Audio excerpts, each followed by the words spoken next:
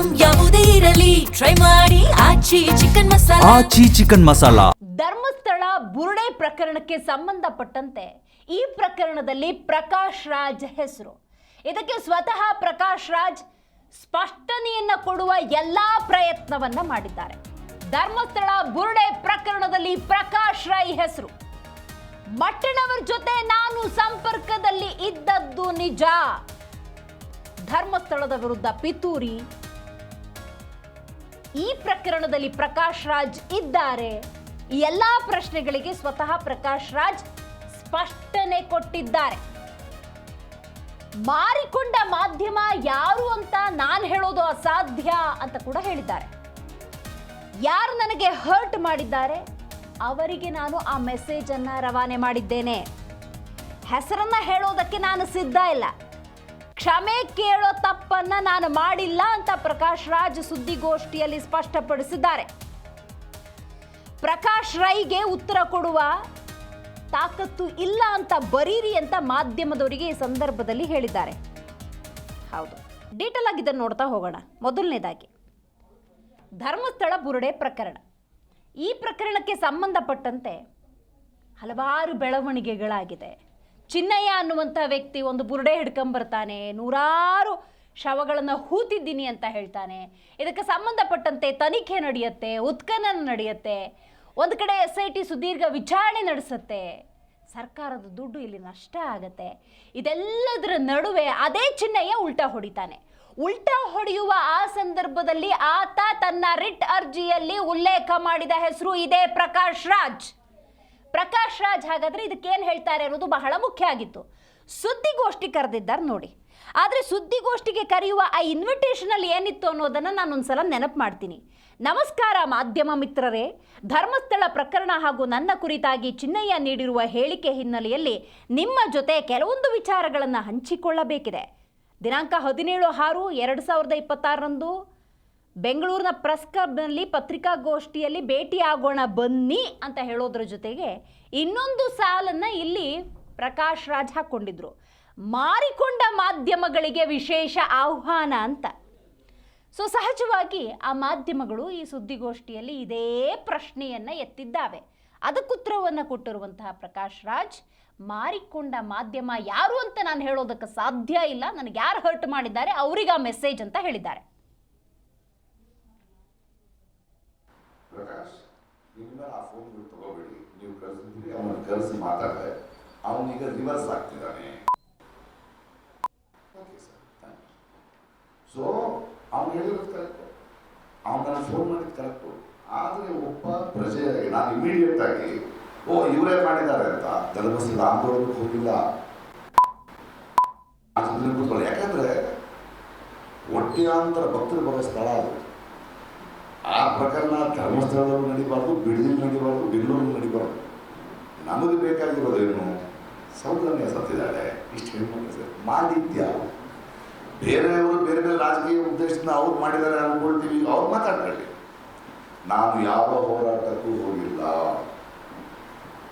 ಅವನು ಮಾತಾಡಿದ cinema actor Tamil ಅವನು ಮಾತಾಡಿದಾನು, ಅವರನ್ನು ಗೊತ್ತಿದ್ದಾರೆ ಅಂತ ಹೇಳ್ಬೋದು. ಅದನ್ನು ನಾನು ಇಮ್ಮಿಡಿಯೇಟ್ ಆಗಿ SIT ತನಿಖೆಗೆ ಕೊಟ್ಟು, ಇದು ಸರ್, ಇದು ವಾಯ್ಸ್ ಆಫ್ ಇದು ಕಳಿಸಿದ ವಿಷಯಗಳು ನಾನು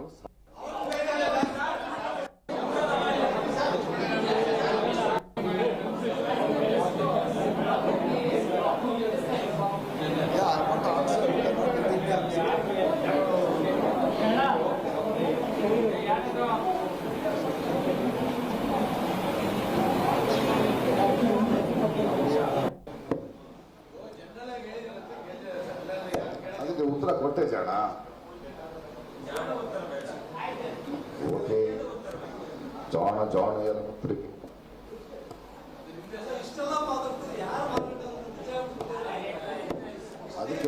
ಅದಕ್ಕೆ ಕಾರಣಗಳನ್ನು ಹೇಳಿ.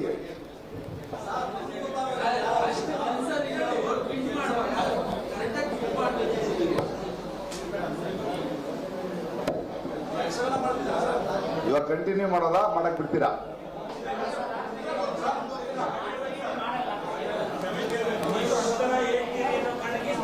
ನಾನು ಉತ್ತರವನ್ನು ಕೊಟ್ಟಾಗಿದೆ.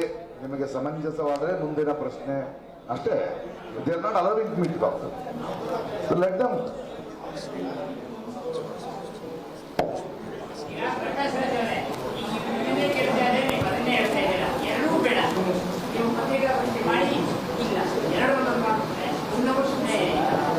ನಾನು ಪತ್ರಿಕಾಗೋಷ್ಠಿ ಮಾಡೋದು ರೆಡಿ ಇದ್ದೀನಿ. ಹಾಂ, ಕರೆಕ್ಟ್.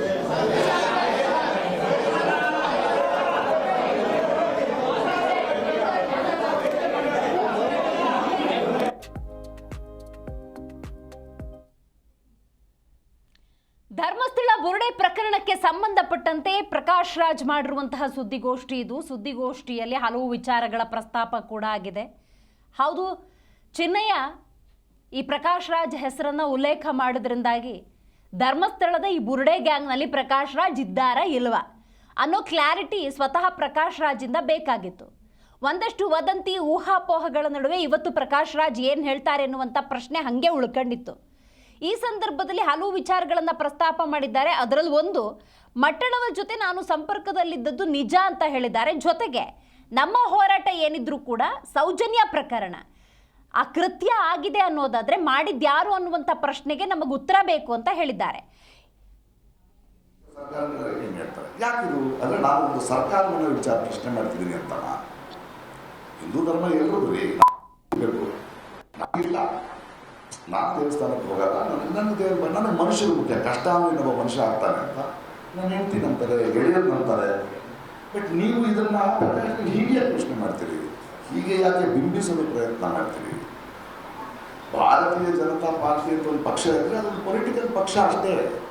ಅದ್ರಲ್ಲಿ ಬರೀ ಅದನ್ನ ಪ್ರಶ್ನಿಸಿದ್ರೆ ಆಂಟಿ ಹಿಂದೂ ಅಂದ್ರೆ ಧರ್ಮಸ್ಥಳಕ್ಕೆ ಯಾಕೆ, ಒಂದು ನಿಮಿಷ, ಅವ್ರು ಧರ್ಮಸ್ಥಳಕ್ಕೆ ಯಾಕೆ ತರ್ತಿದ್ದಾರೆ? ನಾನು ಸ್ಥಳಕ್ಕೆ ಅಪಪ್ರಚಾರ ಮಾಡೋದು 200 ಕೋಟಿ ರೂಪಾಯಿ ನಾನು ಎಲ್ಲಿ ತಗೊಳ್ಳಿ? ಅಪಪ್ರಚಾರ ಮಾಡಲಿಕ್ಕೆ ಪ್ರಕಾಶ್ ಇದ್ದಾನೆ ಅಂದರೆ ಯಾಕೆ ಹೇಳ್ತೀವಿ? ಅದನ್ನ ನಾವು ಸ್ಟೇಟ್ಮೆಂಟ್ ಕೊಟ್ಟಿದ್ದಾರೆ, ಪುಸ್ತಕ ಕೊಟ್ಟಿದ್ದೀವಿ, ಇನ್ನೂ ಗೊತ್ತಿಲ್ಲ, ಕೋರ್ಟ್ನಲ್ಲಿದೆ. ನಾವೇನು ಯೋಚನೆ ಮಾಡಬೇಕು? ಹೆಣ್ಮಗಳ ಬಗ್ಗೆ ಯೋಚನೆ ಮಾಡಬೇಕು, ಆ ಹೆಣ್ಮಗಳ ಬಗ್ಗೆ ಯೋಚನೆ ಮಾಡಬೇಕು, ಅವ್ರ ಮನೆಯವ್ರ ಬಗ್ಗೆ ಯೋಚನೆ ಮಾಡಬೇಕು. ನಮ್ಮ ಪ್ರಶ್ನೆ ಅದು ಯಾರು ಇರಲಿ, ಕೋರ್ಟ್ನಲ್ಲಿದೆ. It is in court, we can take it, but we want answers for that. ಇದರ ಕ್ಲಾರಿಟಿ ಇದು ಈ ಕ್ಲಾರಿಟಿ ಇರಬೇಕಾದ್ರೆ ಆ ಕ್ಲಾರಿಟಿ ಸಿಗಿಸ್ತಿರೋ ಆ ಮಾಧ್ಯಮದವ್ರಿಗೂ ಹೇಳ್ತಾ ಇದ್ದೀನಿ, ದಯವಿಟ್ಟು ಅರ್ಥ ಮಾಡಬೇಡಿ. ನಾನು ಹೇಳ್ತಿರೋದು ನೋವು ಆ ಮಾಧ್ಯಮದವ್ರಿಗೆ ಹೇಳಿ, ಜನರಿಗೆ ಯಾಕೆ ತಪ್ಪಾಗಿ ಹೇಳ್ತಾರೆ. ನಾನು ಧರ್ಮಸ್ಥಳದಲ್ಲಿ ನಾನು ಯಾಕಿರಲಿ, ಅಲ್ಲಿ ಹೋಗೇ ಇಲ್ಲ. ನಾನು ಒಂದೇ ಒಂದು ಸಲ ವೀರೇಂದ್ರ ಹೆಗ್ಡೆಯವ್ರು ನಾನು ಭೇಟಿ ಮಾಡಿದೆ. ಅದ್ಭುತವಾದ ಮನುಷ್ಯ. ನಾನು ಕರ್ಕೊಂಡೋಗಿದ್ದು ಮಂಗಳೂರಿನಲ್ಲಿ. ಅವ್ರು ತುಂಬ ಬ್ಯೂಟಿಫುಲ್ಲಾಗಿ ಮಾತಾಡಿ ಫಲಹಾರ ತಿಂದು, ನಿಮ್ಮ ನಟನೆ ಚೆನ್ನಾಗಿದೆ, ಒಳ್ಳೆ ಹೆಸರು ನಿಮಗೆ ಅಂತ ಹೇಳೋದು. ಯಾಕೆ ನಾವು ಬೇರೆ ಕೆಲಸ ಇಲ್ಲ. ಬಟ್ ಇವ್ರು ನೋಡಿ ಏನು ಅನ್ಕೊಂಡಿದ್ರೆ ನಾವು ಇದನ್ನ ಹೆಂಗೆ ತಿರುಚಿ, ಅವ್ರಿಗೆ ಧರ್ಮಸ್ಥಳದ ಮೇಲೆ ಪ್ರೀತಿ ಇಲ್ಲ, ಧರ್ಮದ ಮೇಲೆ ಪ್ರೀತಿ ಇಲ್ಲ, ಇವನನ್ನೇ ಹಿಂಗೆ ಸಿಗಿಸಿ ಕೆಟ್ಟ ಸಿಗ್ತದೆ. ಅದು ಯಾರಿಗೋಸ್ಕರ ಮಾಡ್ತಿದ್ದಾರೆ? ಅವ್ರಿಗೂ ಉತ್ತರ ಕೊಡಬೇಕು. ನಿಮಗೆ ನೇರವಾದ ಉತ್ತರವನ್ನು ಹೌದು ಅವನು ಫೋನ್ ಮಾಡಿದ್ದ, ಅವನು ಫೋನ್ ಮಾಡಿದ ತಕ್ಷಣ ಮೋಹಂತಿ ಅವರಿಗೆ ಕೊಟ್ಟೆ. ಮೋಹಂತಿ ಅವರಿಗೆ ಕೇಳ್ಬೋದು, SIT ಚೀಫ್ ಇದ್ದಾರೆ, ಅವರು ವೆರಿ ಗುಡ್, ತುಂಬ ಒಳ್ಳೆ, ಅವ್ರು ಕರೆಕ್ಟಾಗಿ ಮಾಡಿರ್ತಾರೆ ಏನು ಮಾಡಿದ್ರು, ಅವ್ರ ಮೇಲೆ ನಂಬಿಕೆ ಇದೆ. So he given reports. ನಾವು ಅಲ್ಲಿ ಕಾಯ್ತಾ ಇದ್ದೀವಿ. ಇದನ್ನು ನೇರವಾಗಿ ಕೇಳಿದ ಮಾಧ್ಯಮಕ್ಕೆ ಈ ಉತ್ತರ ಮತ್ತು ತಿರುಚಿ ಬೇರೆ ಉದ್ದೇಶಕ್ಕೆ, ಅವರಿಗೆ ಧರ್ಮ ಬೇಕಾಗಿಲ್ಲ, ಇನ್ನೊಂದು ಬೇಕಾಗಿಲ್ಲ, ಧರ್ಮಸ್ಥಳ ಬೇಕಾಗಿಲ್ಲ, ಅಲ್ಲಿಗೆ ಬೇಕಾಗಿಲ್ಲ, ಅನ್ಯಾಯ ಆಗೋದೇ ನ್ಯಾಯ ಬೇಕಾಗಿಲ್ಲ. ಅವರು ಇದನ್ನ ನನ್ನ ಹೇಳ್ಕೊಂಡ್ಬಂದು ಚಿನ್ನಯ್ಯ, ಮಟ್ಟಣ್ಣನವರು, ಇವರೆಲ್ಲ ಒಂದು ಬುರುಡೆಗೆ ಆಗು, ಇವರು 200 ಕೋಟಿ ತಗೊಂಡಿದ್ದಾರೆ. 200 ಕೋಟಿ ಎಡಸಕ್ಕೆ ಬರುತ್ತೇನ್ರಿ? ಯಾಕಂದ್ರೆ ಇವರೇ ಕೆಲವು ತಿಂಗಳ ಹಿಂದೆ ಲಾಸ್ಟ್ ಇಯರ್ 100 ಕೋಟಿ ಪೊನ್ಸಿ ಸ್ಕ್ಯಾಮ್ನಲ್ಲಿ ಯಾವೊಂದು ಆಯ್ಕೆ ಬಂದರು, 13 ಗಂಟೆ ಕೂತರು, 10 ವರ್ಷದ ಅಕೌಂಟ್ ನೋಡಿದ್ರು, ಏನೂ ಇಲ್ಲ ಅಂತ ಹೋದರು. ಬರೆಯಲ್ಲ, ED ಬಂದು ಅರೆಸ್ಟು, ನಾಳೆನೇ ಅರೆಸ್ಟ್. ಅದಾದ ತಕ್ಷಣ ಬೆಡ್ಡಿಂಗ್ ಆಕ್ಟ್ ಫ್ಯಾಮಿಲಿ ಪ್ರಕಾಶ್ರೀ ಹೋದೆ. ಏನು ಸ್ವಾಮಿ ಎಲ್ಲಿದೆ ಹೇಳಿ, ಮಾಡಿ ತೋರಿಸಿ, ಮನಿ ಟ್ರಯಲ್ ತೋರಿಸಿ, ಏನೂ ಇಲ್ವಲ್ಲ, ಅಲ್ಲ ಕಂಪ್ಲೇಂಟ್ ಕೊಟ್ಟರೆ ಕರೆದಿದ್ದೀವಿ. ಸರಿ, ಕರೆದಿರೋದು ಅಂದರೆ 100 ಕೋಟಿ, 150 ಕೋಟಿ, ಈಗ 200 ಕೋಟಿ. ನನಗೆ ಇದು ಅಭ್ಯಾಸ ಆಗುತ್ತೆ. ನೆಕ್ಸ್ಟ್ ಟೈಮ್ ನಾವು 500-600 ಕೋಟಿ ಮಾಡಿ ಆಗ್ತದಲ್ವಾ? ಸೊ ನಾವು ದೇಶದಲ್ಲಿ ನಾವು ಪ್ರಜೆಗಳು ಪ್ರಶ್ನೆ ಕೇಳ್ತಾನೆ ಇರಬೇಕು. ಯಾಕಂದರೆ ನಮ್ಮ ಸರ್ಕಾರ, ನಮ್ಮ ಹಣ, ನಮ್ಮ ಮಕ್ಕಳಿಗೆ ಅನ್ಯಾಯ ಆಗ್ತಾ ಇದೆ ಅಂದಾಗ ಆ ಕೇಳೋರ್ನೂ ನೀವು ಹಿಂಗೆ ತಿಳ್ಕೊಂಡು ಅದರಿಂದ ರಾಜಕೀಯ ದುರುದ್ದೇಶ ಇದೆ. ನಾನು MLA ಆಗಬೇಕಾಗಿಲ್ಲ, MP ಆಗಬೇಕಾಗಿಲ್ಲ. ನಿಂತಿದ್ದ ಅನುಭವಕ್ಕೆ ನಿಂತಿದ್ದೀನಿ. ಈಗ ಆಗಬೇಕಾಗಿಲ್ಲ. ನಾನು ಸಮಾಜಕ್ಕೆ ನಾನು ಪ್ರತಿಸ್ಪರ್ಧಿಸಬೇಕಾಗಿದೆ. ನಾವು ಎಲ್ಲರೂ ಪ್ರತಿಸ್ಪರ್ಧಿಸಬೇಕಾಗಿದೆ.